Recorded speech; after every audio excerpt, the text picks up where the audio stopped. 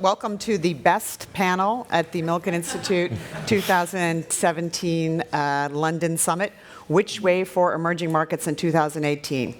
And let me assure you, we are going to talk about where they think the opportunities are. If I don't get to it right away, I promise you it's coming, because I know that for half of you, that's all you're really interested in to hear about this from this panel. But starting on my far right, Sev Vitevetpali, managing partner at Abraj. To my immediate right, David Bohigian, who's the executive vice president and number 2 at OPIC, the Overseas Private Investment Corporation. To my immediately left is Arvind Rajan, who's managing director and head of global and macro for PGIM fixed income. To his left is Nicholas Rohatyn, who's CEO and chief investment officer of the Rohatyn Group. To my far left, this is not a political statement that I'm making. To my far left is Scott Mackin, co-president and managing partner of Denham Capital. So let me just start by reading a couple of statistics about, a couple of figures about emerging markets, growth markets as we also call them, just to kind of set the stage, some more kind of fundamental things. Emerging markets now account for 60% of global GDP growth, and that was about 50% a decade ago. Emerging markets have 85% of the world's population. They will drive between now and 2030 90% of population growth and 90% of middle-class spending growth. The average age in developed markets is 46. The average age in emerging markets is 26. By 2030, they will be adding 1.7 million workers to the workforce per month. I'm just kidding, that's per week. 413 cities will fuel half of the GDP growth in the world by 2025. By 2025, half of the world's $1 billion and plus companies will be located in emerging markets. And in 2016, emerging markets, for the first time in history, filed more patents than developing countries did. That's thanks to a very nice report, Emerging Markets at the Crossroad by PGIM Group. So with no further ado, emerging markets has been on a tear this year, gentlemen. Where is that growth coming from? And I mean that in terms of returns, economic growth, flows. What's going on? Nicholas. I think in terms of economic growth, it's coming from a number of places, but certainly you look around the world today, you have globally synchronized growth for the first time in a long time. The fact that developed markets are growing helps emerging markets, but within emerging markets, you've had a big adjustment in a number of the big economies, in Brazil, in India, in a number of places, certainly in China. The drawdown has been shallower than people expected, and that anchors all of Asia. So you have growth in the large developed markets, you have growth in the large emerging markets, and as we said at this time last year, when growth in emerging markets outpaces in toto growth in developed markets, emerging market assets do well, and that's exactly what's happening. The gap is widening again. Emerging markets are outgrowing developed markets, and you see that that is feeding into returns, and that is fed by flows, it's fed by yield, it's fed by the fact that money is cheap everywhere else in the world, so people are really searching for returning assets. So there are a lot of positive contributors to why the countries are growing, and as a result, their risk markets are benefiting. And is that what you look at? I mean, do you look at that growth differential as an indicator for your own investments? I mean, tell us a little bit about the firm and how you... Well, yes, for sure on the liquid market side. So we invest both liquid and private. And on the liquid market side, absolutely, the growth differential is a very key predictor. So that's why a year ago we were feeling good in general. Of course, there was that blip where a year ago, everyone was wondering what the new administration in the States would mean for emerging markets. You know, we were talking about trade wars, we were talking about a massive infrastructure plan in the US, a number of things that might have led one to believe strong dollar, a lot of capital flowing to the US, faster rates hiking, all of which would be, in that sense, bad for emerging markets. I think it took about 6 months for the consensus to come back to the U.S. is going okay, it's developing, but there's no radical change in the works, and therefore you come back to global growth, low interest rates, and you go from there. Okay, I do want to dive into that kind of U.S. policy point a bit later, but let me just ask the rest of you, how are you thinking about growth? Arvind, maybe, yeah. Yeah, I think Nick covered a lot of the key points. I'd add a couple to those. One is China. China has turned out to have much more stable policy than people had expected. There's a large contingent of investors that had a very bearish view on China, incorrectly as it turned out.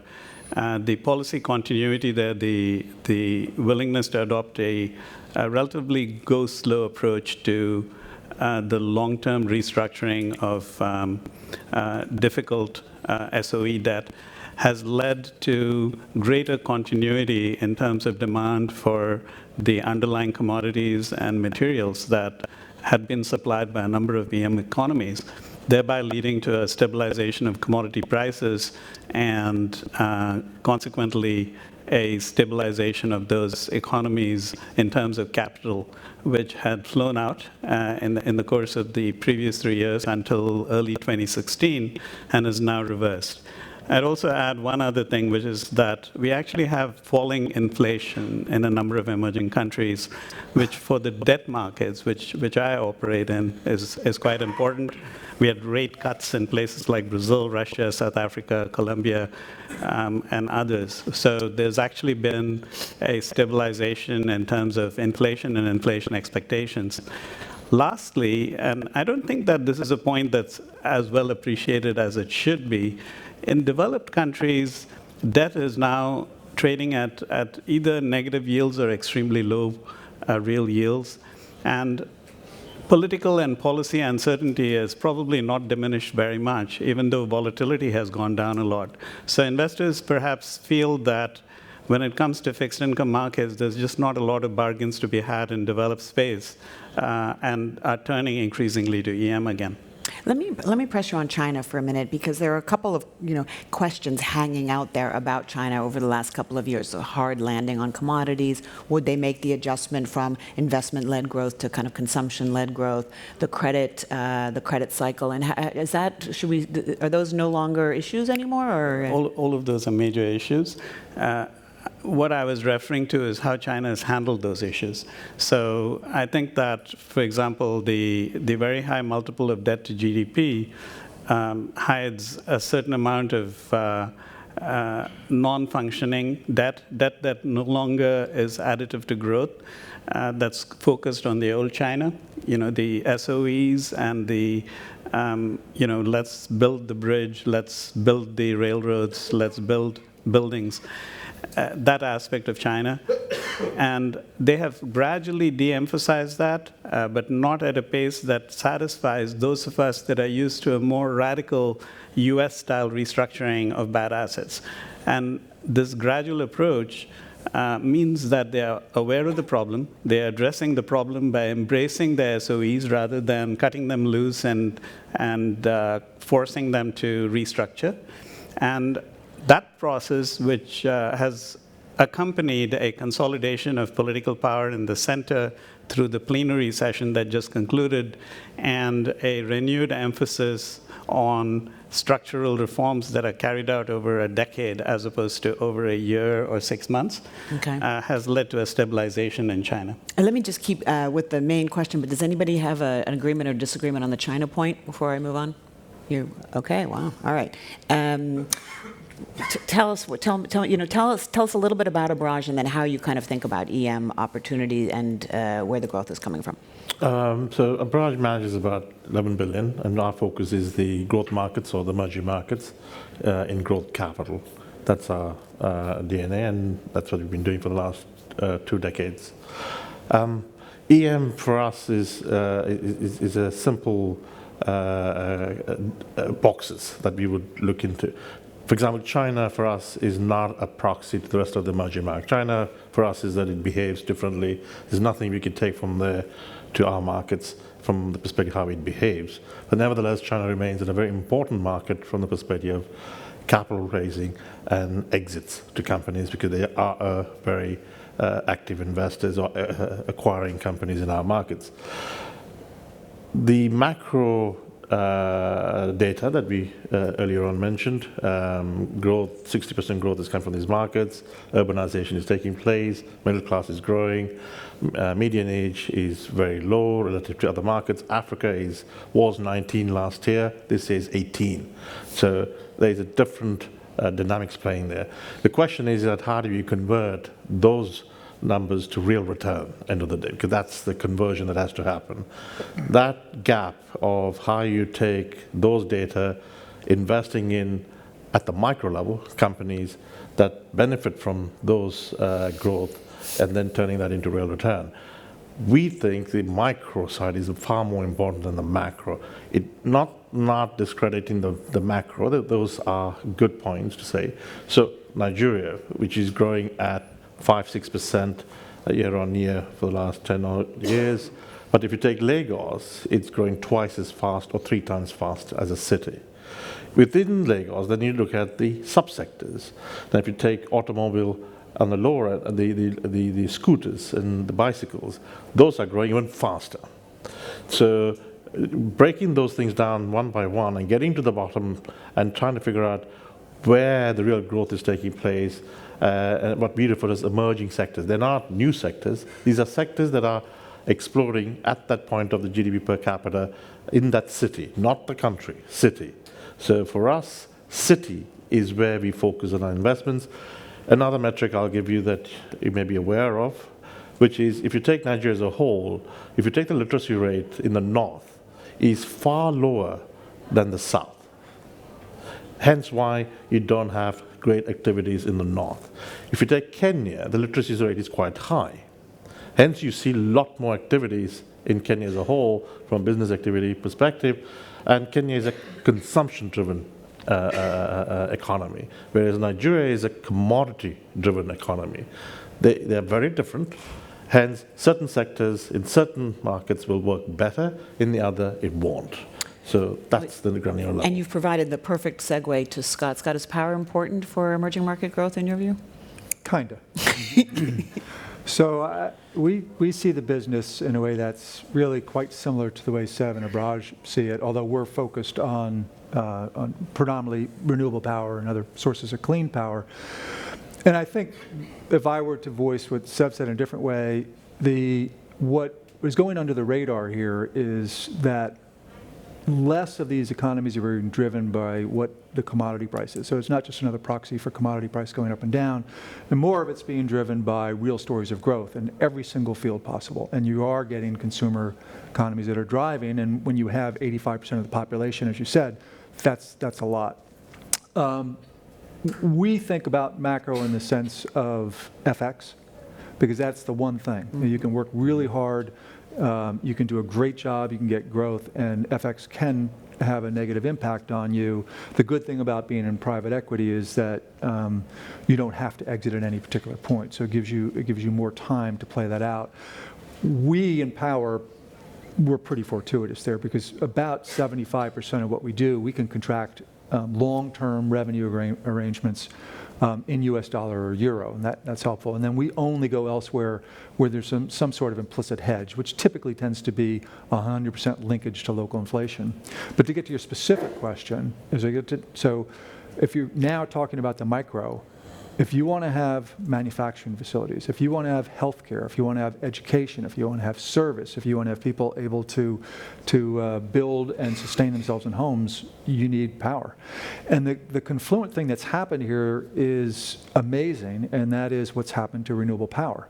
So we're led to emerging markets because that's really where the opportunity is for how we see the world. We want to be very commodity protected, and we want long-dated contracts in terms of the things we do, and we want to have fundamental support so we can do that in places in the emerging markets. But just to give you a stat, we built the largest solar PV project in the world in Italy in 2009, and it cost us about $9 million a megawatt to build that. We're now in Mexico at about 80 cents. And so when you look at that for solar, and maybe wind isn't quite as pronounced, but it's very pronounced, you have this, what 5 years ago would have been a man bites dog sort of story, where the renewable power not only can get done more quickly, but is much lower cost than what people are doing otherwise. And if you can get in there and distinguish yourself by taking commercial development, you can actually make good returns. And so, we don't see that stopping anytime soon.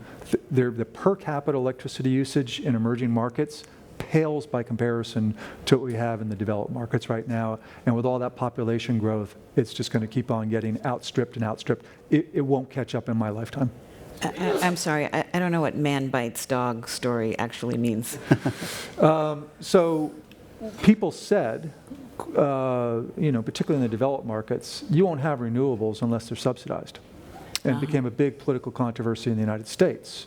And you have still backlash within the current administration relative to the DOE and trying to promote coal and everything else. Well, if you want to put up a new coal project, and I'll put up a solar, and I do gas, and I'm pretty agnostic about what we do, although we won't do coal, we'll undercut a cost of a coal project like that.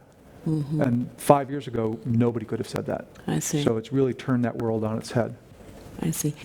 David, I will turn to you, but I want to ask you too, do you think it's a consumption-led story as well? I mean, I'm hearing that it's kind of a micro consumption type investment thesis, moving away from more of a low-cost labor, export, natural resources thesis for emerging markets. Do you sort of feel the same way? Go first. I'd say that it's a combination. So it's going to vary by country. There are net exporters and net importers of commodities. The one thing that characterizes all these countries is that, for the most part, they're importers of capital. So that capital can be employed in labor-intensive industries. It can also be employed in more capital-intensive industries. One of the things that's happening with the sorts of revolutions that we just heard about in energy is happening elsewhere as well. It's happening in telecommunications. It's happening in healthcare and education. So there's a leapfrogging across the technologies of about 20 or 30 years ago directly into the 21st century. And the 21st century is bringing you much lower cost per capita distribution of very essential elements that you need to build the economy. So that enables the consumer economy particularly to take off.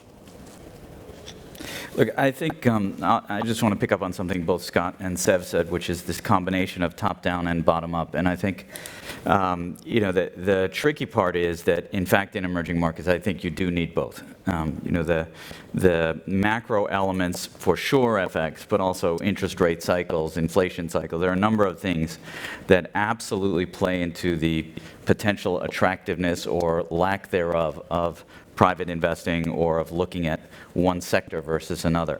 At the same time, for sure, bottom up and understanding the exact story of, be it a city or a company, that's the way the bottom up investor works. And the problem is that those two mentalities don't fit in one brain. People are either bottom-up people, in my experience, or they are top-down people. And the challenge in emerging markets is that you actually do have to mix the two in country selection, sector selection, FX management. So there are different routes that people take. Scott talked about one, which is try to build in the hedging as much as possible. Others do it by simply really making aggressive bets in terms of return expectations, so that overcomes the expected currency volatility. People have different ways of trying to address it, but I think it's a big central issue in emerging markets. I think it makes it more complicated for people to execute, and if it's more complicated to execute, it's a lot more complicated to evaluate. Right.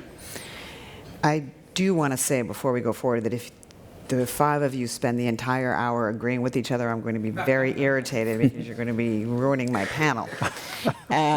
So David, can I jump in and disagree with what you can? I'm going to allow you a quick disagreement. I don't disagree with the point that okay, well then you're done. Top down and bottom up, but I think that's a problem that's straightforward to solve. You hire both kinds of people, and you have a process that can take advantage of both. Yeah.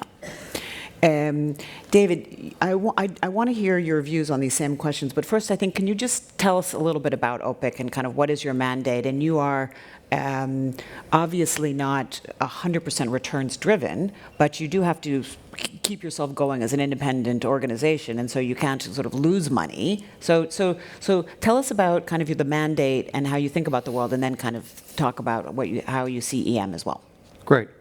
Well, OPIC, or the Overseas Private Investment Corporation, not to be confused with the oil cartel, OPEC, really is the successor to the Marshall Plan in the United States. It's the development finance institution of the U.S. that seeks to advance U.S. foreign policy as well as development goals on a global basis. It's got about a $23 billion portfolio across political risk insurance, across private equity, as well as project finance. And really what we're trying to do is not finance driven. We're proud of the fact that over the past 40 years we've returned money to taxpayers, but we're really trying to work toward the development goals in Africa, the Middle East, throughout Asia and Latin America. And some of our proudest moments have come in Eastern Europe after the fall of the Berlin Wall. And one of my proudest moments will be some years hence when OPIC goes out of business, right? Not this year. People have talked in Washington about whether or not OPIC will be around. But like Mark Twain once said, reports of our death are greatly exaggerated. But I do feel it's important for government agencies to understand over time that their role is to solve these challenges, and that if we pause and reflect for a second, that Germany has a Marshall Plan for Africa. That's what success looks like.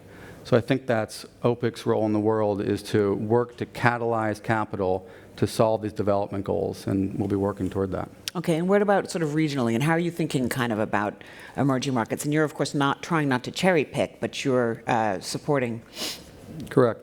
Well, what Nick said earlier about global synchronous growth is, I think, something to worry about, right? Because the opposite is a difficult market environment, especially in markets where it's hard to get liquidity, and you can imagine there being a domino effect from there.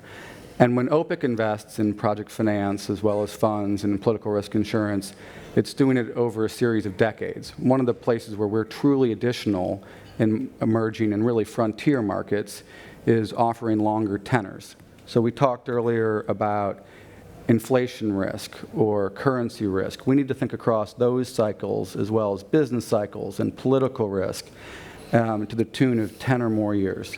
So when we look around the world, we're one of the few development finance institutions that is operating truly globally with a fairly balanced portfolio, almost by accident, right? I mentioned the fall of the Berlin Wall got us into Eastern Europe.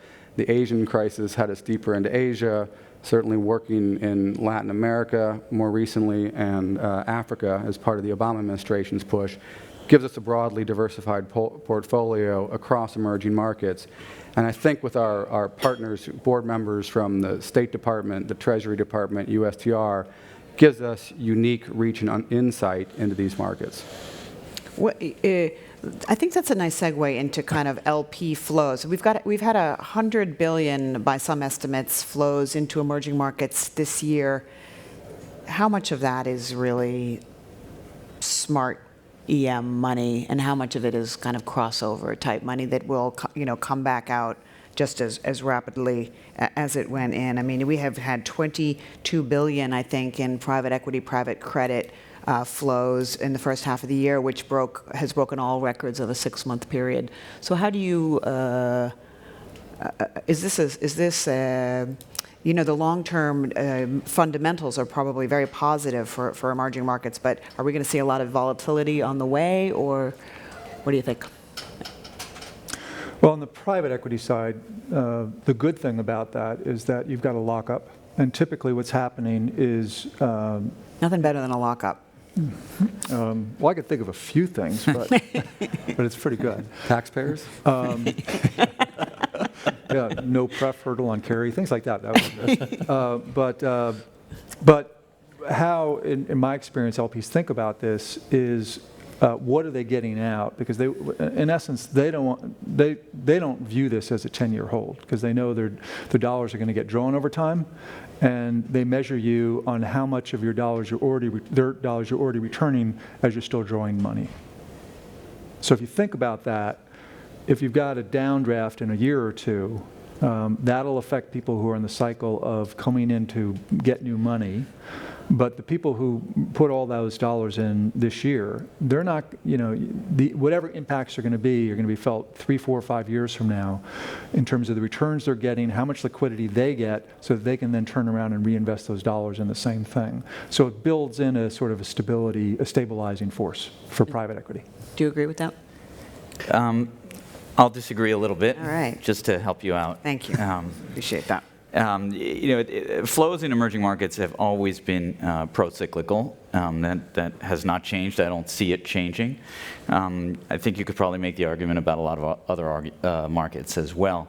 Something about virtual currencies, I understand. Yes, exactly. When I think about how flows are affecting emerging markets, I really try to think about the underlying market structure and how those flows are being absorbed and discharged, if you will. And so, last year we talked a little bit, for instance, at this panel about the corporate bond market in emerging markets. Not a very healthy market structure, in my opinion, one that begs a later problem. FX, much healthier, equities, kind of in between. Private investing. But you made an interesting point about the lack of health of the corporate bond market, and I'd like you to kind of make that point again, if you would. Sure. Look, the corporate bond market in emerging markets has additional problems to what the corporate bond market has globally. The corporate bond market globally has an issue that there's been a massive explosion of issuance over the last number of years. In EM, it's 5x over the last 5 years or so. The community that provides liquidity for these bonds, which is the dealer community, has reduced its capital commitment to the sector by 80% over that period of time. The ownership is concentrated in larger and larger asset managers, the good ones.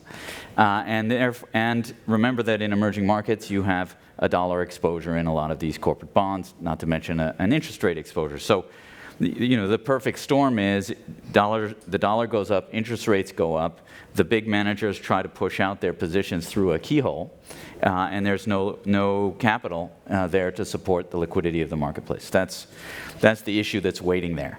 I think on the private side, it is, if anything, it's pretty pro-cyclical too. I mean, look at the amount of money that went into India at one point. Look at the amount of money that went into Brazil at one point, and the lockup doesn't help. The lockup hurts in the sense that now you have a lot of zombie funds out there, and there is very little by way of a market mechanism to address this stuck capital. Well, if I can say, I mean, I agree with everything you said, but what happens then is you just have a delayed effect, at my point. So 3 or 4 years from now, you'll find people pulling back. Yes. That's when you'll feel it at that case, and that's what happened with India. But that's, in my view, that's always the case with India, right? I mean, it's always been that as cyclical as things happen.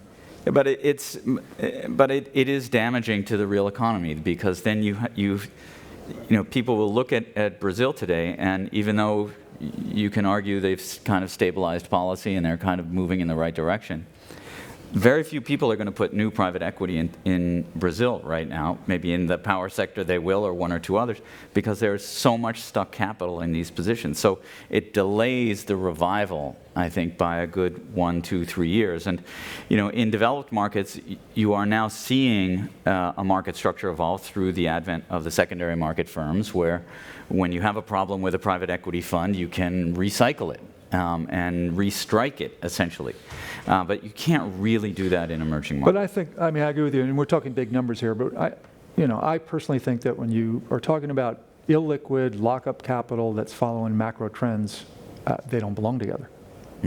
They just don't, right? I mean, Brazil Power, for example, the United States The UK should have a system that works as well as Brazil's power system. And so going back to Sev's point, you have to take this part bit by bit by bit. But these macro, you have this massive amount of private equity houses that are managing hundreds of billions of dollars, and they almost have become like a surrogate private or public market, except that they're illiquid. That's about the worst combination that you could imagine. Let me pile on this point, but with respect to public markets. So actually, there's been also a very large amount of inflows into public markets, public debt markets, and the corporate component of EM external debt has been rapidly increasing, expected to end the year at close to $1 trillion. Now, that sounds large until you realize that, from a long-term perspective, all these inflows are actually still very small in relation to the overall contribution of EM. So as a stock of debt, that's not a problem. What is a problem is the capacity of these economies to absorb capital at a certain pace. So when you get this much inflow in a short period of time, it often ends up going to companies that really shouldn't be receiving it. So to give you an illustration, we participate in fewer than 10% of the issues that came in the market this year. The rest we did not deem appropriate. And you have to exercise that level of due diligence in order to not be sucked into financing companies that are either non-transparent or are simply bad credit for the long term. The solution for this really lies with the countries themselves. The bottlenecks that prevent capital from being utilized efficiently are largely institutional and regulatory in nature. And to the degree that transparency and regulation become more investor-friendly, the pipes would gradually expand. And markets are much better at self-correcting once you have transparency in place. So that's sort of the longer-term solution to all this. Just to put a couple of numbers on it, I mean, in 06, the corporate debt market was about $350 billion, which was about half the size of the U.S. high-yield market. Now it's well greater than the U.S. high-yield market at sort of almost $2 trillion or something. That's right. So it's a sovereign debt from $5 trillion to almost $12 trillion, $500 billion in 10-year debt. So some big activity going on for sure.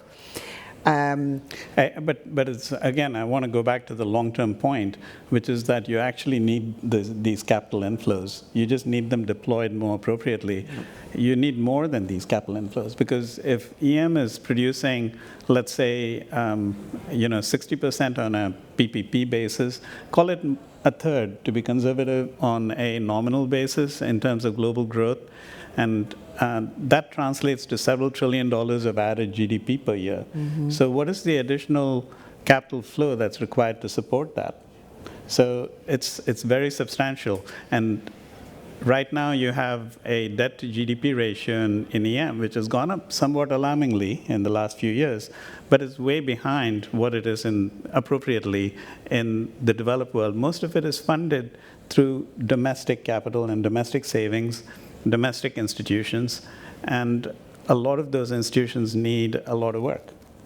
Right, so you don't think it's an absorption issue from a macro point of view, you just think it's a kind of bad... The devil's always in the details, so absolutely, it's a bottom-up issue. Okay, so Sev, I'll start with you and go down the line, and as promised, I will ask you, you're a bit more risk-averse, so you can answer your own version of this question, but where, first of all, EM as an asset class is kind of a dumb nomenclature in a certain way, right? So if I were to ask you kind of where are the opportunities, where do you think the best opportunities are? Talk about geography, talk about sector, talk about asset class, and where are you putting your money and your bets now? And then we'll just kind of go down the row. Sure. See, I promised I was going to get to this, so here we are. So going back to the starting point of the macro position, which is the consumption-driven economies, consumption is going up, urbanization taking place, population growth, young population, spending is going up. So what are the basic needs and what are the gaps? And it happens to be, and we're across Latin America, Africa, Middle East, Turkey, Southeast Asia, and South Asia. So we're investing across those markets. And there are 4 or 5 sectors that keeps coming up on a regular basis that is absorbing a lot of capital. One is healthcare. Other is healthcare and education. We tend to look at it as a common sector. Financial services, consumer goods and services, and B2B to C, so things like logistics, light manufacturing, these sort of industries are where we are seeing significant capital is going into, and we remain very positive on that sector. But I come back to the point of the micro level again. What we worry most about is the micro risk, not the macro risk. The micro risk is, in other words, management team, governance structures, the framework they're operating in, the ability to scale up the business. These are the simple factors that we worry about, and these are the ones that tend to make or break the company. Counterparty risk is the first and foremost one of the biggest issues. Get that wrong, everything else goes wrong thereafter. So, if you were to take, let me take 2 different economies. Take Nigeria, which is more of a commodity-driven economy, and you take East Africa, which is a more consumption-driven economy. In Nigeria, currency virtually didn't allow anyone to invest in Nigeria for the last 2 years. Absolutely not possible. But we did the biggest deal in Nigeria last year. We put 300 million. That's a fertilizer company. Now, that goes back to the point is individual sectors and industries have to be looked at in isolation and then look at the macro position, its ability to operate within the current situation and over the 5 years or 6 years. So the other point I'll make is a 10-year fund, a PE, private equity fund, you have to assume that you'll go through at least 1, maybe 2 distortion in the marketplace. And factor that into our calculations and building a portfolio that's balanced is absolutely necessary. Every deal has to have understanding of the impact of currency. It's not the gradual depreciation we worry about. It's the step down that happens in a very short period of time, and the company's ability to operate in that period of time becomes a crucial factor. Mm-hmm. So if the opportunities in these sectors are clear. I mean, we see time after time, and we have done really well in them as well. Market-wise, last 2 years, we didn't invest much in Nigeria, just 2 transactions. That's all we did. Whereas we would do 2 a year in Nigeria, generally, in a market like that. Turkey, 2016, we didn't do anything. We just sat until Erdogan was decided whether he was going to be in power or not. Right. So you have cycles. You just have to manage those cycles within the time period that you're investing or divesting. David, how are you thinking about it from you're very focused on a political risk insurance, obviously, and what's your read kind of on different regions and different opportunities, maybe from your clients and also from your own shop? Well, rather than taking a regional perspective, I wanted to talk about an asset class that people weren't talking about or hadn't discovered until just a couple of years ago. And it reminds me in the movie of The Graduate, where he's giving advice to a young college graduate, and he says, go into plastics. Well, plastics, in my development finance business, I want you to think about blended finance. Right? The ability for each one of our different types of firms to be in different parts of the capital stack is going to unlock more capital than's ever been unleashed in human history. I believe that the challenges that we face today can be solved by the private sector working with foundations and governments, and there's all a place in the capital stack for them. Blended finance is second only to FDI and far greater than official development assistance or grants. So I'd encourage people to think about that as an asset class, because truly, when you think about the deals Those are kind of the leaves on the tree, and the regions and the sectors are the branches.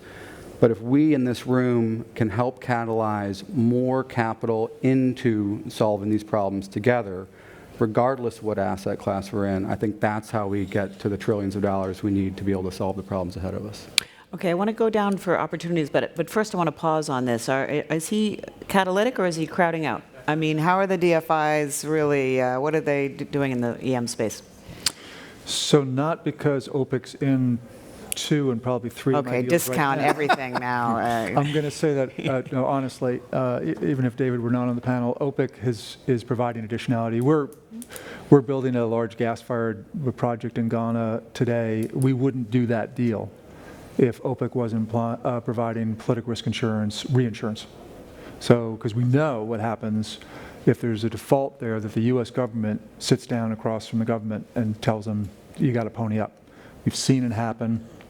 The amount of claims that OPIC and BIGA from the World Bank have had to settle in our markets over the last 30 years, 2. So in power. So they do provide additionality. Other cases, it's, I think some of these DFIs and multinationals have crept up into 2 things that I think are not additionality at all. So they have decided who the winners or losers are.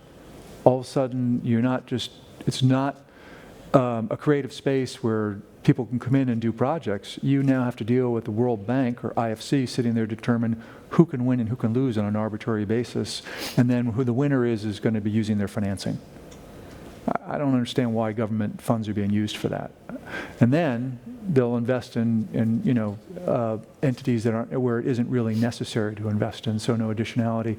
And then we see, some competition, although honestly the rest of the DFIs, they've been additive to our deals. So on balance, and we're, in places like Africa, there's a tremendous amount of additionality that they're bringing on balance. Mm-hmm. Anything to add? I think, the hardest thing for any organization that's been sort of well-motivated and sort of out there doing its thing is how to declare victory and not go home, but declare victory and move on to the next thing. Mm-hmm. And there is no doubt that in some of the bigger markets, the job of making those markets accessible to private capital of some forms is done. And there is also no doubt that there are plenty of other places for the DFIs to turn their attention. Climate being one, their impact, blended finance, defining impact, multi-bottom line investing, that sort of thing. And it's all absolutely valid stuff. But it's just there's an inertia in any organization. People are used to doing things. They like doing things. And so I think there is an adjustment there to be made. But to pick up a little bit on some of the things we've talked about, to me the biggest opportunity in EM right now, opportunities always arise. The biggest return always comes from solving the biggest problem. The biggest problem in emerging markets is lack of credit, lack of private credit.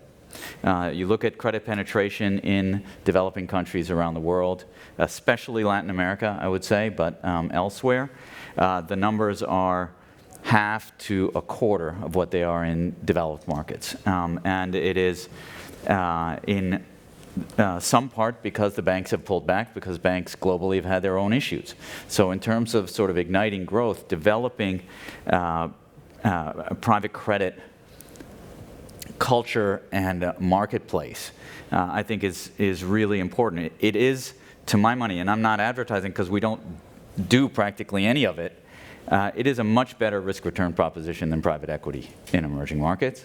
And it just doesn't fit traditional definitions of how people allocate, and therefore it hasn't grown nearly as much as it should. It should be a much larger part of the capital flow into emerging markets than it is now. Yeah.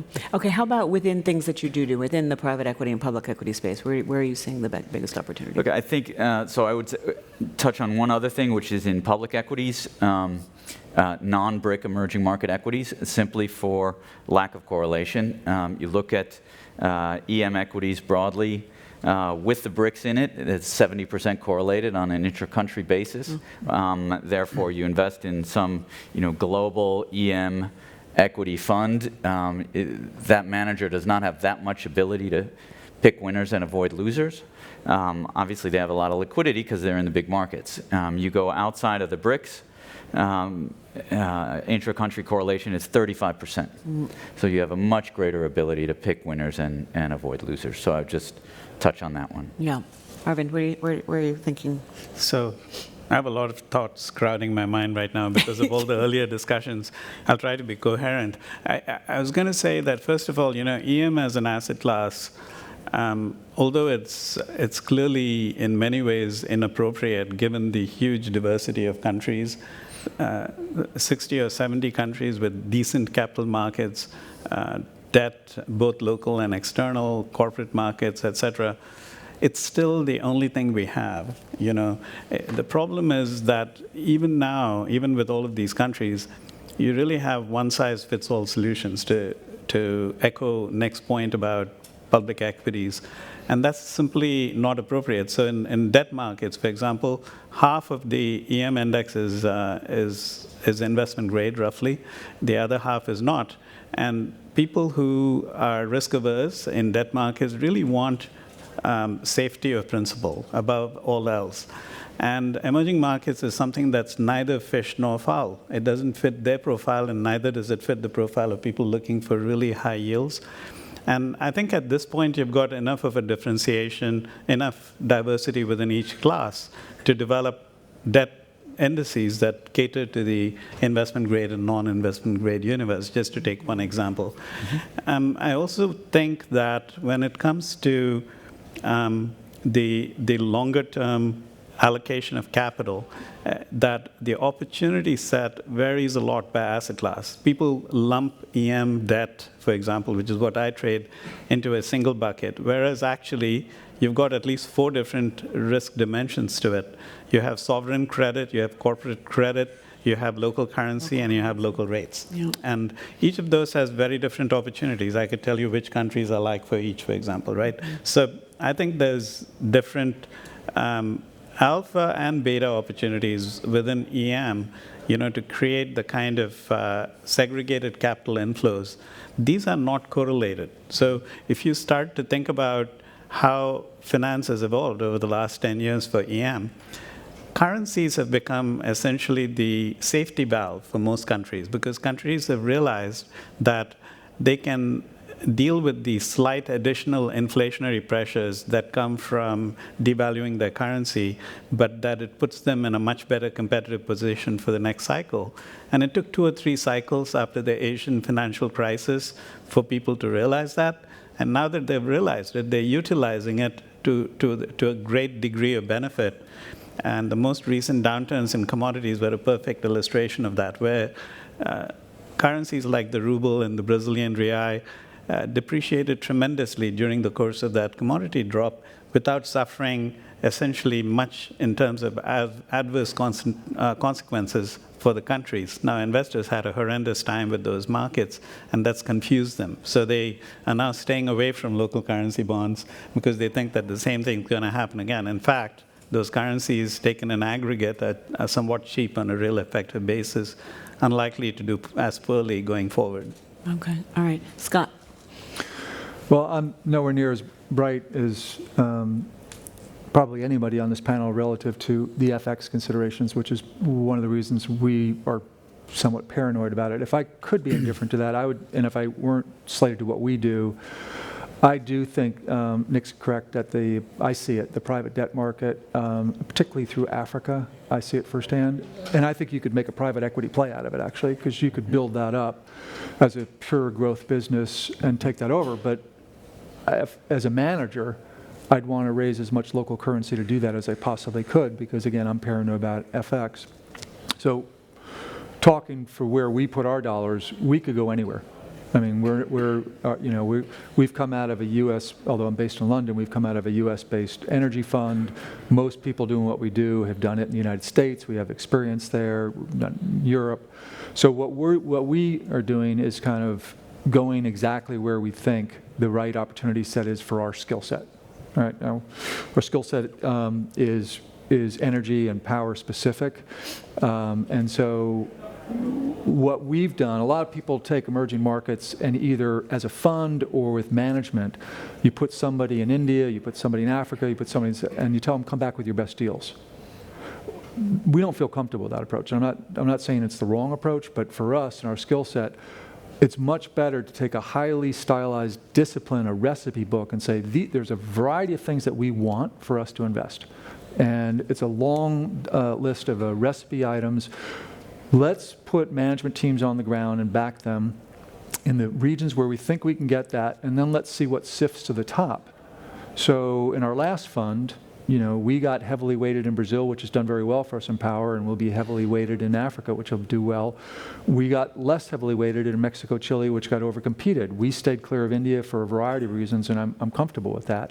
We didn't go into China. We've got niche plays in Vietnam. So it's where it's an ability to say, I'm going to measure things against our own evaluation criteria versus let me just go into a market and come back with the best deals. Right, well, you're all extremely disciplined investors, of course. So let me, we've got 4 minutes left, and so let me try a couple of lightning rounds. The first one, you can kind of elaborate a bit more, and then at the very end, I'll ask you kind of best idea, best investment idea, best trade idea. So just a quick one, but maybe I'll start on this end, Scott. I'll sort of start with you. What keeps you awake at night? What do you worry about as an emerging market investor? And when you play this out for the next 2 to 3 or even 10 years, what is? So my history, generally in energy, overcrowding by too much AUM chasing deals has always been a problem, whether that's strategics, private equity funds, infrastructure funds, and the like. And right now we're undercompeted in general in terms of what we do. But I think if you get a lot of money where people raised too large funds, you already have strategics who have to put money to use.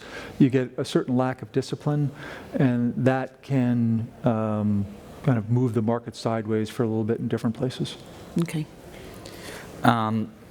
Look, for me on the public side, it is that always we underestimate the size of positions in all markets. And you see markets that rise concurrently. It's what we were talking about before. Volatility coming down, complacency setting in. But mostly people just really, really always underestimate the size of the underlying positions in the market. And this is not just an emerging market point, by the way. It's just emerging markets have a worse structure with which to rectify that. So all the things that are making volatility go down now, all the things that make correlation look lower than it otherwise will be in a rising market, they all add up in the opposite direction. People forget that there is such a thing as a money divider, not just a money multiplier in the economy.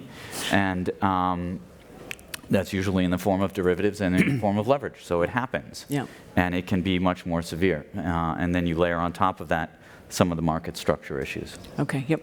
Arvind. Yeah, the 10-year recovery we've had since the global crisis has been far slower than normal, and that reflects the fact that policy and politics have been far more contentious and haven't delivered results quickly. As a consequence, growth's been slow, inflation's been low, and emerging markets have actually prospered in this environment. So a risk to the continuing recovery in EM as well as to the overall global recovery would be policy mistakes with tightened policy too quickly, things that reverse that condition. They're also abrupt, and that's a more gradual risk that policymakers take. Spoken like a true fixed income investor. taken one hike at a time and one country at a time. But when you look at the abrupt risks, those include all the geopolitical threats. We've been thinking about North Korea, Middle East, and China, even though it's low. Yeah. Okay, terrific. What keeps you up at night? What I worry about is a lack of imagination. As we went through going from a regional agrarian economy to a national industrial economy, there were major dislocations, including a civil war in the United States. And as we see deep divisions now, I worry as we go from a national industrial economy to an international information economy, we won't have the creativity to solve those problems. I believe, as Thomas Jefferson said, more in the dreams of the future than the history of the past.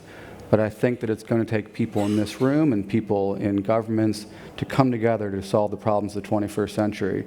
And we're focused on the wrong indicators. When we see Sophia last night as an AI robot, and we see the major leapfrog technologies in telecommunications and healthcare, we need to be thinking more about the future than the past. I wish I ended with you. So, Sev, you're going to have to be very inspirational to beat that last. I think David just stole my. What worries us today is how fast digitalization and artificial intelligence is disrupting businesses. When you put $500 million in a company, you wonder whether it's going to be surviving the next 5 years. Right. So that keeps us awake. Right. Okay, and we've run out of time, unfortunately, so please give a hand to my fantastic panelists.